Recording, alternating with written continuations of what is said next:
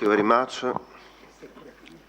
First of all, I like to thank Luigi Marras and the Italian Ministry of Foreign Affairs for hosting us today. I like to thank Franco Pizzetti, President of Alleanza per Internet, and Vincenzo Scotti, President of Link University, and the Undersecretary Vari, on behalf that is present here today with us on behalf of the Italian government. I'm very much looking forward to our discussion on this very interesting and topical issue, the post-WCIT environment and the need for a new global internet agenda. ETNO, as many know, participated in the WCIT last year, being a long-standing sector member of the ITU and having submitted a proposal which attracted a lot of attention. As has been well documented, ETNO proposal was intended to address an issue which is fundamental for the future of our economy and society, and for which we have long been campaigning: the sustainability of the Internet ecosystem. However, I do not propose to elaborate further on the details of that proposal, as our intended focus this morning is to take a look at the post-WCIT landscape with an eye to what happened in Dubai, but more importantly, with a view to what lies ahead for us in terms of the Internet agenda and Internet governance at large. My very positive takeaway from Dubai was that WCIT served to awaken the interest of many in the Internet governance landscape and the issues that arose as a result of the tricky talks. This can be, and we should never forget, a good thing. Increased stakeholder participation, more voices, ideas, and better awareness will help move this debate forward in a positive way. Addressing the outcome of Dubai, I think it's fair to say that we are all still in a process of digesting what happened and assessing the impact of the WCIT. Within Europe, much discussion is taking place, not only with the European Commission, but also at the national level. Several European countries are conducting legal reviews and consultations on the final treaty text. It is very possible that some countries may choose to sign up the treaty at a later stage as a result. I am quite sure that the various ITU regions across the globe are also undertaking their own reviews to assess the position some find themselves in, whereby they see a split in signatories.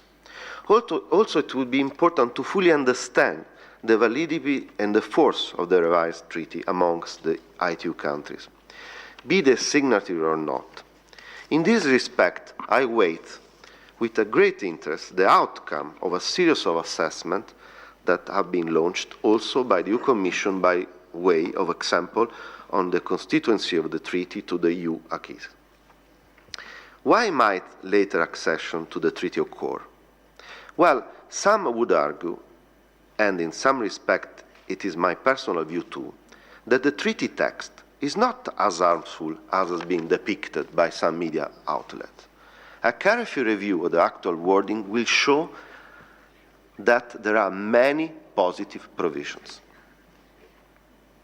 The point being, there is much to be proud of in this treaty text, and few could deny that new provisions would help bring about a better environment and facilities for consumers. For this reason, Hamadoun Touré and the ITU team should be congratulated for their effort. Clearly, the US, and indeed some countries within the EU, had a fundamental issue with the extension of scope of this treaty and the inclusion of the Internet or any word alluding the Internet functions in the final text. That's not to say that I necessarily share these concerns.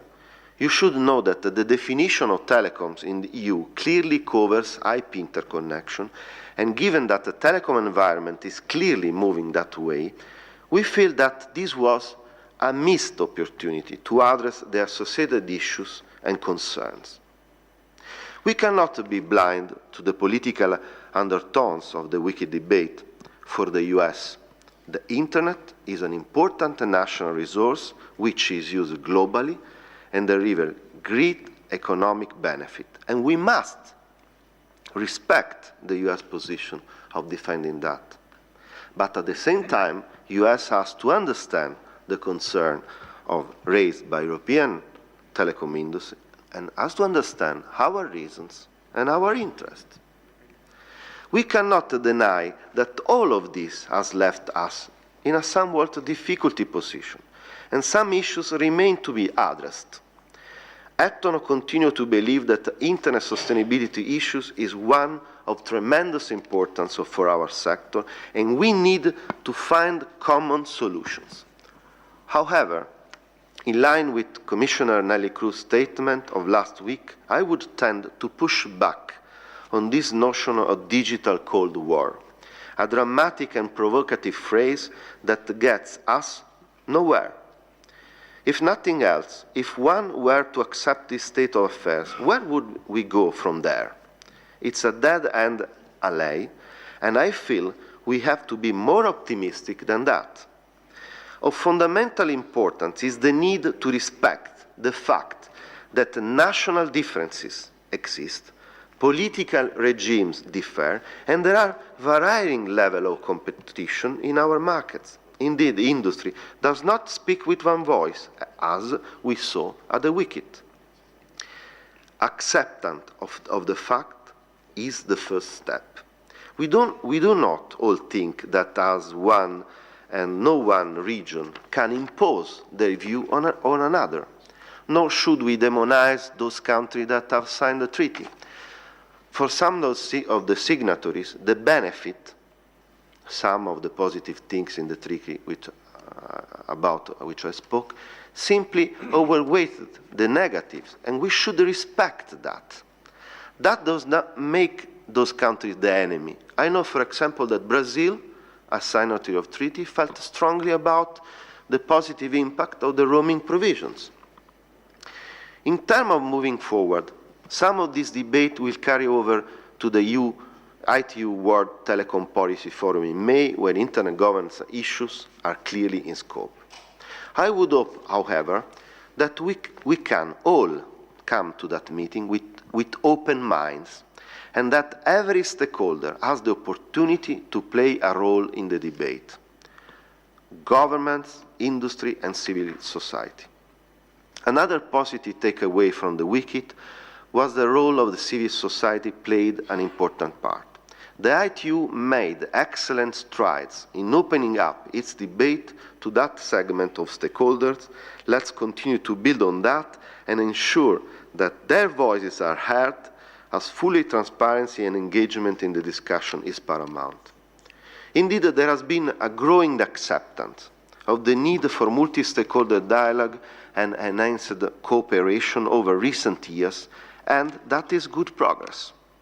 I believe that the ITU plays a very positive role in many areas of the telecom internet policy debate, and it does important work that should not be overlooked. Spectrum is one such example. The experience building up over its long history and is a key asset of the organization and its strong leadership under Amadou Touré. I'm often amazed at the breadth of issues the ITU covers, the global reach that it has, the positive strides it has made in helping to bridge the digital divide, to encourage broadband growth in the regions, and particularly within developing countries. No other organization matches that breadth, although we know that ISOC does excellent work too in some of those areas. If anything, the WCIT helped to define the role of the ITU. I refer to, for example, the distinction drawn between the ITU ICANN and underlined by both Fadi Sheade and Amadou Touré at the meeting. WCIT was a learning experience for us all, and I sincerely hope that we can all come to forthcoming meetings with a greater understanding and acceptance of different opinions, and that we can find ways to work more closely together to resolve our needs. I have not lost hope. As Amadou knows, I'm a positive person. That constructive dialogue can be held and solutions can be found. The Internet is an important asset for us all, and we must find ways to allow all actors to continue to have a role and to benefit from its growth and success. Thank you very much.